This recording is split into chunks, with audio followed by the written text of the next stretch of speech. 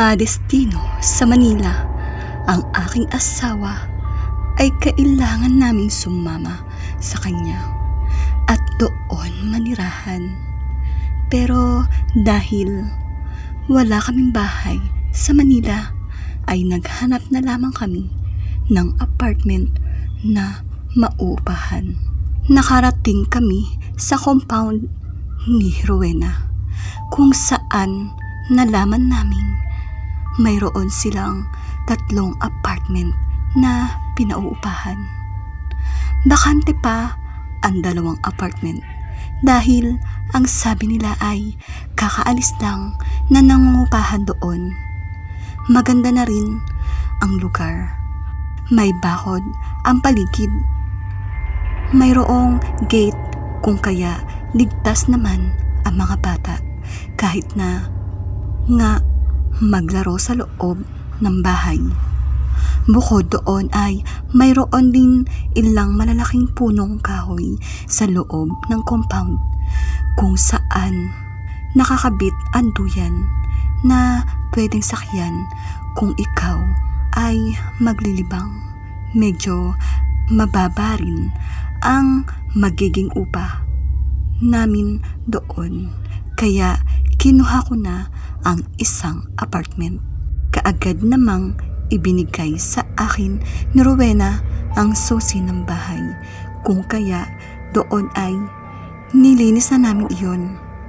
Ayos na sa aming mag-asawa ang bahay na titirahan, pero hindi okay sa anak namin na si Shane. Mama, ayaw ko po dito. Hindi ko gusto ang lugar na to. May pagtutol na sabi ni Shane habang nakakapit sa palda ng ina.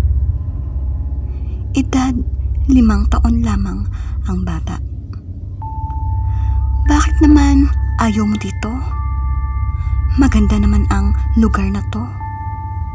Nagtataka kong tanong sa bata.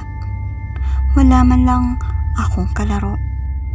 Huwag kang mag-alala. Makakalaro mo din ang anak ng laundry natin. At saka, kung magkakaroon pa ng titira dyan sa kabilang apartment, edi magiging kaibigan mo na rin sila. Mahabang paliwanag ni Jackie sa anak. Siya nga naman, ayos na sa atin ang lugar na to. Bukod sa mababa ang upa, ay tiyak na ligtas ang mga batang kagaya mo, anak. Sapat naman ng asawa ni Jackie na si Danny. Kaya huwag ka nang malungkot dyan. Masasanay ka rin sa lugar na to. Hindi na kumibo si Shane. Sa pagdaan ng mga araw ay nalaman kong hindi na nga pala nagkakaroon ng kaibigan ang aking anak dahil matandang dalaga na si Rowena at ang isang pamilya naman na nasa kabilang apartment ay walang anak. Stay in sa trabaho at lingguhan lang kung umuwi doon. Kaya naman ang aking anak ay lungkot na lungkot at kapag darating ang gabi ay takot na takot siya. Mama, dyan na lang po ako matutulog sa tabi nyo ni Papa, sabi ni Shane nang pumasok sa loob ng kwarto. Dapat ay doon ka na lang matulog sa kwarto mo, sabi ko. Maiistorbo mo ang pagtulog ng papa mo. Alam mo namang maaga pa ang pasok niya bukas. Dito na lang po ako sa inyo. Promise, hindi ako mag-iingay. Ayoko sa kwarto ko. Natatakot ako doon. Bakit ka matatakot? Ano bang mayroon sa kwarto mo? Muli kong usisa sa aking anak. May malaking aso na palaging sumisilip sa aking kwarto. Natatakot ako na makagat niya, Mami. Oh, sige. Huwag ka nang umiyak. Dito ka na lang matulog. Napangiti si Shane. Tapos ay humiga na siya sa aming tabi. Kinabukasan ay kinausap ko si Rowena tungkol sa asong nakakagala sa compound. Dahil hindi iyon kilala ng aking anak, ay natatakot akong makagat niyon si Shane. Jackie, wala naman kaming alagang aso. At ang nangungupahan sa kabilang apartment ay wala din. Kaagad nasabi ni Rowena. Pero may nakitang aso si Shane. Kagabi, palagi raw tong sumisilip sa bintana ng kanyang kwarto. Kaya takot na takot yung bata. Muli kong sabi, huwag mong intindihin yun. Baka naligaw lang ang aso na yun. Pagtatapos ni Rowena ng sumunod na araw, dapit hapon. Pero naglalaro pa rin sa duyan si Shane. At noon nito nakitang muli ang malaking aso na nakatayo sa di kalayuan. Bahagyang umaangil habang ang mahabang dila ay nakalawit. Kaya naman takot na takot si Shane. Noon dumating ang isang matandang babae. Dala ang isang mahabang walis tingting at hinampas ang aso. Dodi, lumayas ka dito. Huwag mong saktan ang batang yan. Galit na sabi ng matandang babae. Kaagad namang umalis ang aso. Takot na takot itong lumayo at naglaho sa paningin ni Shane. Nawala naman ang takot ng bata nang bumaba sa duyan. Nakangiti nitong hinarap ang matanda. Sino po kayo? Tanong ng bata. Tawagin mo na lang akong Lola Tika. Kung nalulungkot ka ay pwede mo akong maging kalaro o maging kaibigan. Pakilala ng matanda. Salamat po, Lola. Mabuti naman po. Ngayon ay mayroon na akong kalaro. Tuwing gantong oras ay pwede tayong maglaro. Marami din kasi akong trabaho sa maghapon. Nauubos ang aking panahon sa pagkakantsilyo. Muling sinabi ng matanda. Sige po, Lola. Bukas na lang tayo ulit. Papasok na po ako sa loob. Baka hinahanap na ako ni Mami at Daddy. Sumang-ayon naman ang matanda.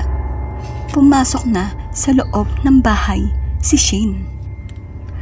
Mula noon ay hindi na natatakot ang bata na matulog sa loob ng kanyang kwarto dahil tuwing gabi ay naroon si Lola Tika.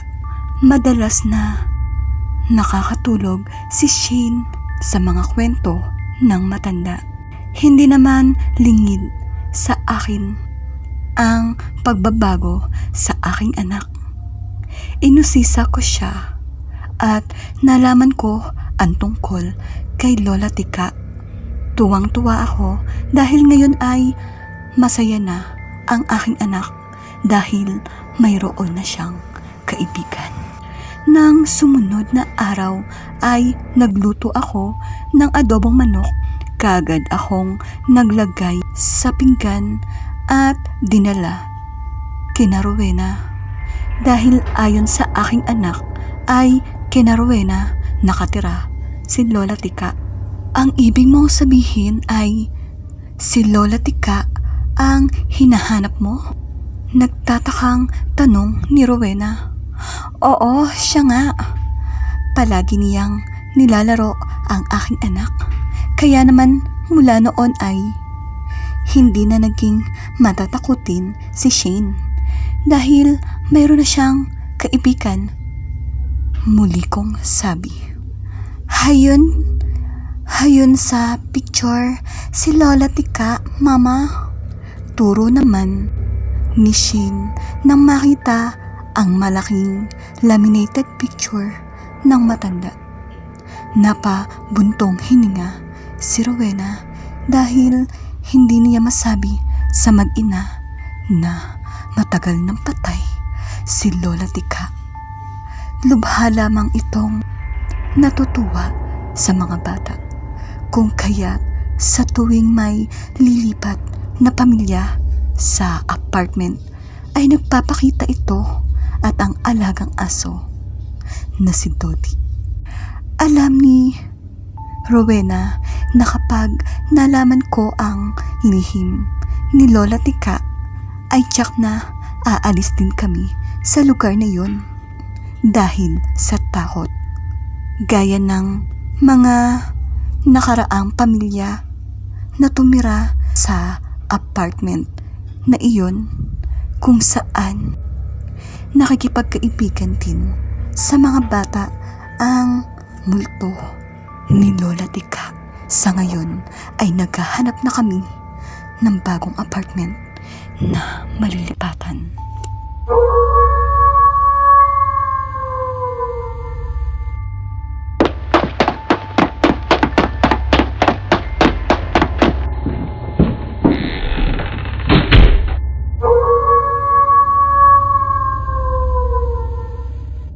Ano ba naman bata ka?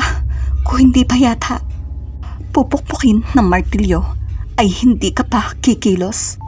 Nakapamewang si Aling Lilia, nanay ni Gabi, na nagkakandalaiti sa galit. Nakailang balik na kasi ito sa kwarto ng anak para ito gisingin, pero nakababad pa rin sa kama ang binatilyo. Mabigat talaga ang katawan ni Gabi. Tirik na ang araw ay wala pa rin siyang ganang bumangon sa higaan. Kulang na lang ay dumikit sa kama ang katawan ng binatilyo, kaya umaatikabong sermon ang inabot niya sa ina. Nasaan na ho ba yung 3-in-1 coffee? Nasa harap na ng pagkain ay tinatamad pa yatang ngumuya. Hay ano, nasa tabi mo lang. Tutukain ka na. Hindi mo pa nakikita. Napabugka na lamang ng hangin si Aling Lilia sa ipinapakitang katamaran ng anak. Umingit ang silya pag-upo ni Gabi. Mukhang bibigay na ang paa ng silya sa sobrang bigat niya. Abay, pagkatapos mo naman dyan, ay gawin mo naman niyang silya. Tingnan mo nga, uuga-uga na dyan. Manong, pakuan mo naman. Singhal ng babae. Tumayo si Gabi para lumabas at iwasan ang sermon ng ina. Muntik pa siyang mauntog sa nakausling kahoy sa hagdan. Kita mo na, nagkakauntog ka na nga dyan. Hindi mo man lang lagariin ang kahoy sa hagdan. Para tuloy, walang lalaki dito sa bahay. Ang daming gustong ipapukpok at ipalagari ng ina. Wala naman ho tayong martilyo at lagari. Angal ng anak. Aba, ay di manghiram ka. Ungol ng ina. Wala ka bang diskarte? Napakalayo ng matandang harpinterong si Mang Jas. Pero para manghiram ng gamit, kailangan pa niyang tumawid sa mahabang pilapil para makarating sa kubo ni Mang Jas. Kung hindi naman niya susundin ang utos ng ina ay hindi ito titigil sa kakadakdak. Pagmamalasin nga naman. Angas ng nakasimangot at kulang na lang ay pumadyak. Gantong katanghalian tapat ay napakainit, bagtasin ng daan, pilapil. Doon pa yata sa dulo ng daigdig ang kubo ni Mang Jas. Dati naman kasi ay Pakalat-kalat ang matanda na si Mang Jas, laging nakatambay sa kanto para maghintay ng tatawag para magpakumpuni o magpagawa ng bahay. Ilang buwan na nga ba na hindi nila nakikita ang matandang karpintero? 1, 2, 3 buwan? Mayroon na yatang 5 buwan. Binagyo na ang mga tao sa lugar nila, pero walang lumilitaw na Mang Jas. Hindi kaya kinain na ng laho? Lumabas na si Gabi para puntahan ang bahay na karpintero sa bukid. Mahaba-haba rin ang daan na babagtasin niya. Maputik ang pilapil sa palayan. Hindi pa man niya nararating ang lugar ay hingal kabayo na si Gabi, ang tingkad ng init. Sa minsan niyang pagpikit at pagdilat ay ibang eksena ang nakikita niya. Nakita niya ang isang grupo ng kabataan na bumaba ng kotse, pawang duguan. Magpapakarga raw ng gasolina. Kinusot niya ang mata. Wala namang gasolinahan sa pilapil at lalong walang tao at sasakyan. Tulog pa yata ang diwa ni Gabi. Kung kaya kung ano-ano ang naiisip niya. Kung anong dahilan ay parang naliligaw siya. Ang natanaw niya ay farmhouse at hindi iyon ang bahay ni Mang Jas. Mula roon ay nasubaybayan niya ang pagpasok sa loob ng pinto ng abandonadong bahay sa gitna ng bukid. Ang grupo ng mga kabataan. Parang slow motion ang kanilang mga hakbang. Kasunod niyon ay nakakalunos na sigawan. Sigaw sa katanghalian tapat ang nadinig ni Gabi. Walang tao sa paligid. Dinadaya pa siya ng kanyang pandinig. Naalala niya ang napanood sa pelikula, ang Chainsaw Massacre. Naisip niya kung gaano atakihin ng killer na si Leatherface ang mga kabataang biktima gamit ang martilyo at lagari. At parang kinatay na baka na isinasabit nito sa mithok ang mga biktima ng kanyang pagmamassacre. Bigla ay natakot si Gabi sa malikot na guni-guni. Bakit pa siya dinadalaw ng mga nakakatakot na pangitain? Kilabot na kilabot siya. Kasunod niyon ay nakita niya ang sarili sa tabi ng pinto. Tao po? Tao po? Kumakatok si Gabi sa bahay sa gitna ng bukid. Walang tao, pero may umuungol. Parang babaeng tinalian ng panyo sa bibig. Sumilip siya mula sa siwang ng pinto. Pagtingin niya sa salas ay nakita niya ang isang babaeng nakatali sa silya at may talakbong na sako ang mukha. Umiingit ang paa ng silya. Sa pagpapamiglas ng babaeng iyon, naalala niya ang karakter ni Sally. Ganitong-ganito ang eksenang nakita niya sa horror film sa napanood niya. At ang kamay niyon ay nagdurugo. May bahid ng dugo. Gustong sumigaw ni Gabi. Pero ang sigaw ay hindi sigaw. nawala ang boses niya.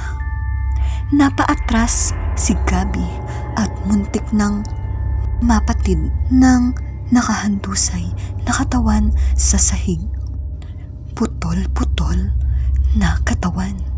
Napatakbo siya sa labas na parabang may hinahabol na eksena ang kanyang mga mata.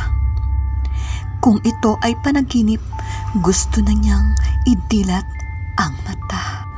Gusto niyang magising. Sa labas, kitang-kita niya ang tumatakbong babae patakas habang hinahabol ng killer at winawasiwas ang hawak na lagari.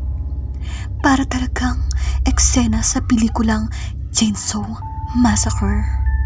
Nagtatakbo ang babae habang hinahabol ito ng killer na para bang anumang oras ay dadapo ang talim sa katawan para tiyap-tiyapin, hati-hatiin. Kinilabutan si Gabi.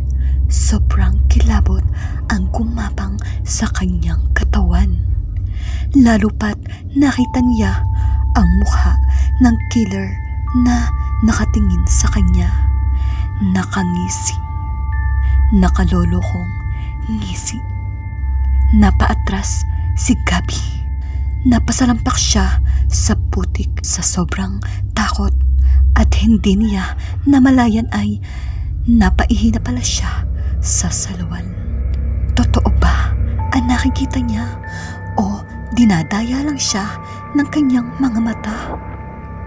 Wala na ang farmhouse, wala na ang babae, wala na rin ang killer. Epekto kaya ito na sobrang tulog sa katawan? Kung ano-ano tuloy ang nakikita niya. Nilig-pilig niya ang ulo. Gising na siya at hindi nananaginip pa. Naalala niya ang napanood sa pelikula tungkol sa killer na pumatay sa pamamagitan ng lagari sa troso. May ugong na siyang naririnig na totoo ang istoryang iyon. Ang totoong karakter na killer na si Leatherface ay base sa serial killer na si Ed Gein. Sa totoong buhay, mahilig mangolekta si Ed Gein ng mga putol-putol na bahagi ng katawan ng tao para dekorasyon sa loob ng kanyang bahay. At ang balat ng tao ang ginagamit niyon sa paggawa ng maskara at damit. Iba rin naman ang trip ng kriminal. Tumayo si Gabi. Ipinagpag ang putik na kumapit sa damit para siyang nakikipagpuno nito sa 10 nabaliw na kalabaw.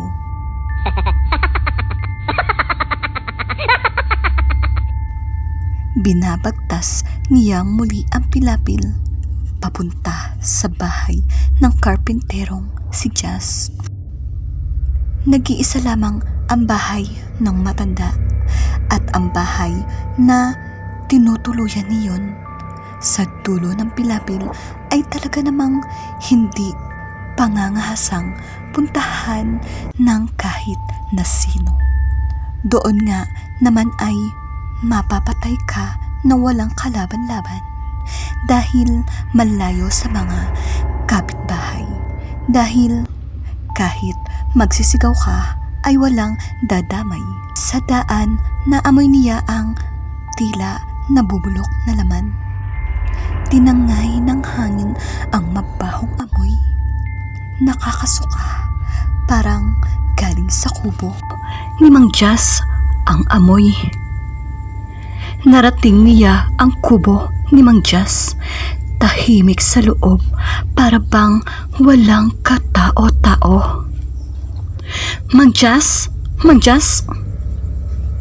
Mang Jazz? tawag ni Gabi. Nasa labas siya ng bakod. Walang sagot. Pero may naririnig siyang kaluskos. Saglit pa, narinig na niya ang tunog ng kinikiskis na metal na tila hinahasa ang talim. Nakakangilo sa ngipin. Muling tawag ni Gabi. Bakit ba ayaw sagutin ni Mang Jazz? Dati, makarinig pa lang to ng taong dumarating sa lugar nito ay buong kiliw niyang sinasalubong agad. Ang mga ito, para bang bawat taong tumapak sa bakuran niya ay karangalan nitong mapasa kanya. Ngayon, para bang ayaw niyang labasin. May 5 buwan na ring hindi niya nakikita si Mang Jazz. Ang usap-usapan nga sa lugar nila ay baka inatake na raw ang kawawang matanda.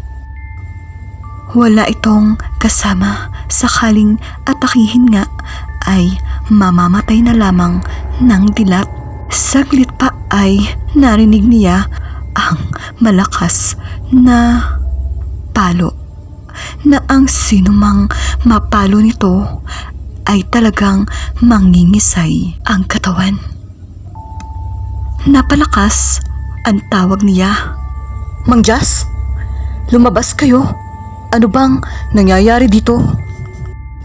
Mang Jazz, umingit ang pinto.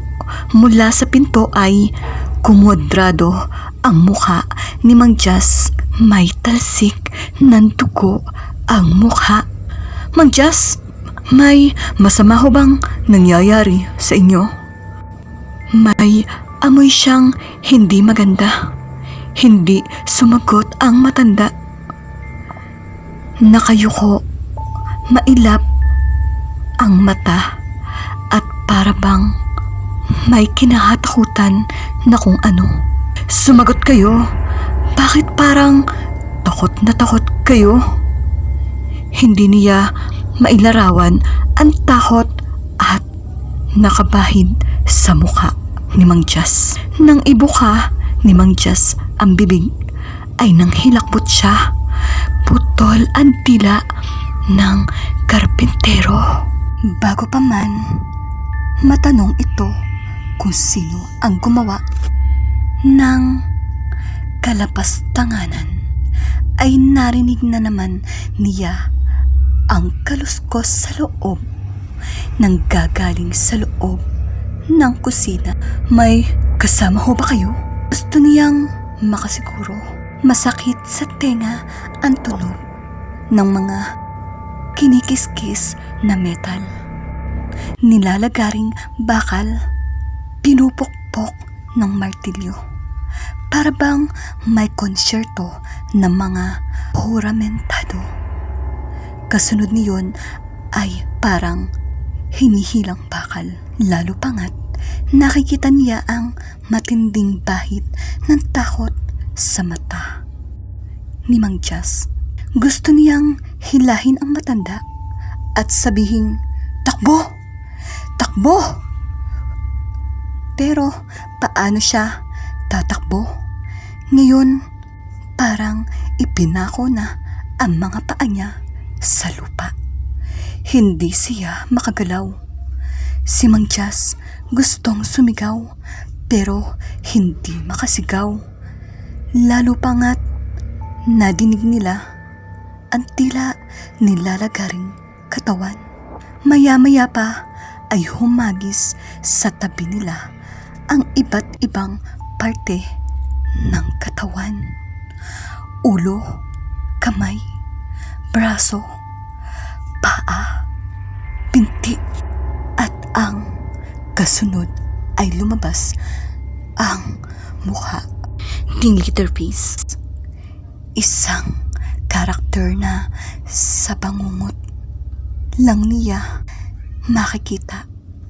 Nakaharang si Gabi sa pinto at palapit ang halimaw na kriminal. Bago pa man siya nakasigaw, nilagari na niyon ang harang sa pintong daraan.